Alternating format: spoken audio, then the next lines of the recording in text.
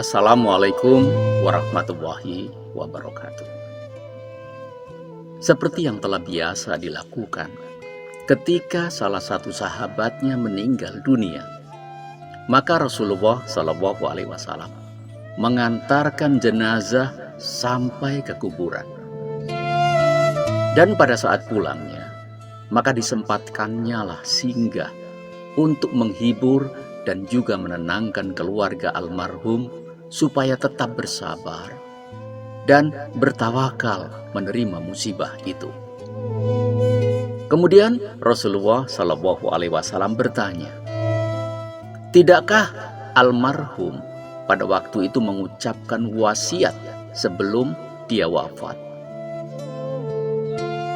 Maka istri almarhum pun menjawab, saya mendengar dia mengatakan sesuatu di antara dengkur nafasnya yang sudah tersengal-sengal pada waktu itu menjelang ajal. Apa yang dikatakannya? Demikian kata Rasulullah Shallallahu Alaihi Wasallam. Saya tidak tahu ya Rasulullah, apakah ucapannya itu sekedar rintian sebelum mati? Ataukah rintian karena pedih dan dahsyatnya sakaratul maut? Cuman ucapannya memang sulit untuk dipahami, lantaran itu merupakan kalimat yang terpotong-potong. Terus bagaimana bunyinya? Demikian desak Rasulullah Shallallahu Alaihi Wasallam. Istri yang setia itu pun menjawab, suami saya mengatakan, andai kata lebih jauh lagi, andai kata masih baru, andai kata semuanya. Hanya itulah yang tertangkap. Sehingga pada waktu itu kami bingung dibuatnya. Apakah perkataan itu igawan dalam keadaan tidak sadar?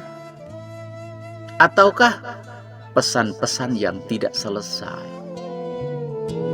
Maka Rasulullah Shallallahu Alaihi Wasallam pada saat itu tersenyum dan dia mengatakan, sungguh yang diucapkan suamimu itu sama sekali tidak keliru. Kisahnya begini. Pada suatu hari, dia sedang bergegas akan pergi ke masjid untuk melaksanakan sholat Jumat. Di tengah jalan, dia berjumpa dengan orang buta yang bertujuan sama, yaitu sholat di masjid. Pada saat itu si buta tersaruk-saruk karena tidak ada yang menuntun.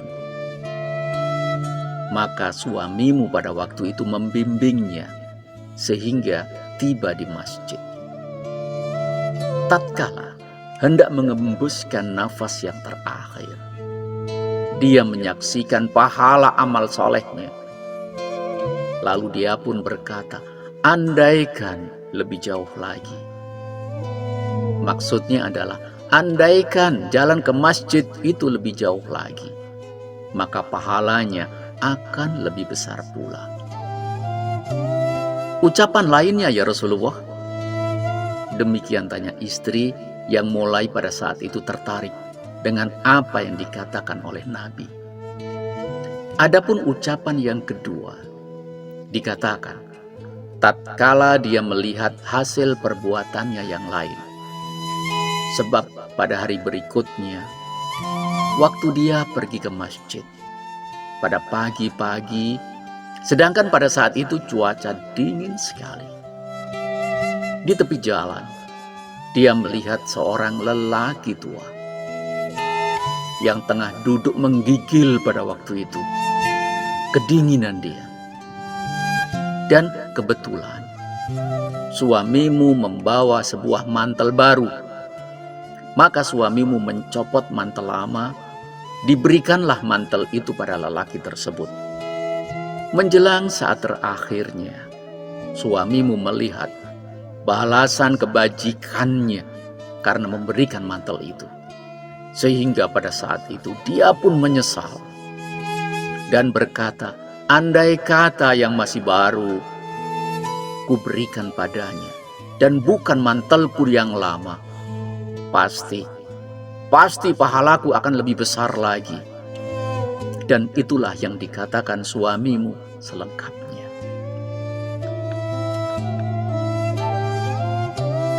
Kemudian ucapannya yang ketiga, apa maksudnya ya Rasulullah Shallallahu Alaihi Wasallam? Sang istri pada waktu itu makin penasaran saja, ingin tahu apa penjelasan Nabi.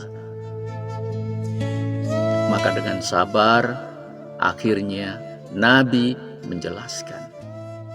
Ingatkah kamu pada satu ketika, pada waktu itu suamimu datang dalam keadaan sangat lapar, dan dia meminta disediakan makanan, dan kemudian kau menghidangkan sepotong roti yang telah dicampur dengan daging.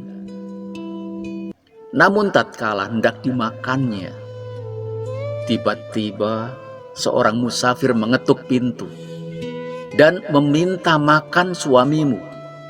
Lantas pada saat itu suamimu pun memberikan rotinya, membagi rotinya menjadi 2 potong. Yang sebelah diberikan pada sang musafir itu. Dengan demikian, pada waktu suamimu akan menghembuskan nafasnya, dia menyaksikan betapa besarnya pahala dari amalan itu. Karena dia menyesal dan berkata, kalau aku tahu begini hasilnya, musafir itu tidak akan aku beri separuh. Sebab andai kataku berikan semuanya, sudah pasti ganjaranku akan berlipat ganda. Para donatur Lembaga Amal Mujahidin yang saya hormati, begitulah keadilan Allah.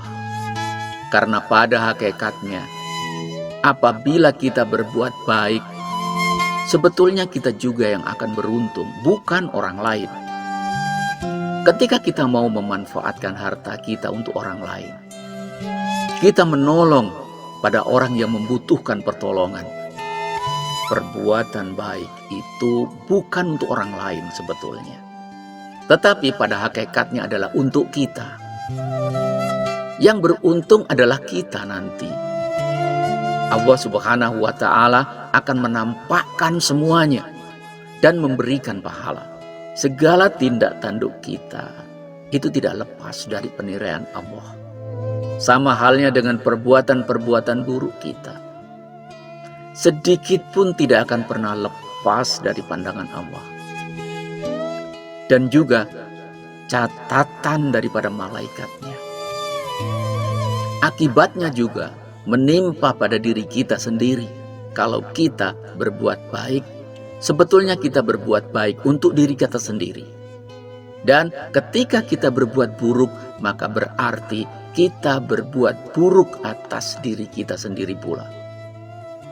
Cobalah Anda buka surah Al-Isra ayat yang ke-7.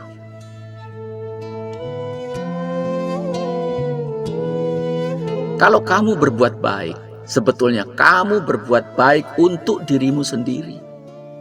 Dan jika kamu berbuat buruk, berarti kamu telah berbuat buruk atas dirimu pula.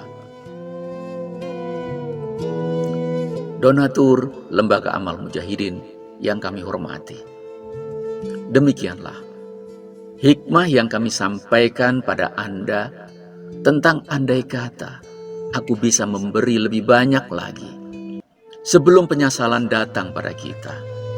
Karena kita tidak terbiasa untuk memberi dan menjadi pelit, dan kemudian kita sendirilah yang akan merasakan akibat daripada kepelitan kita.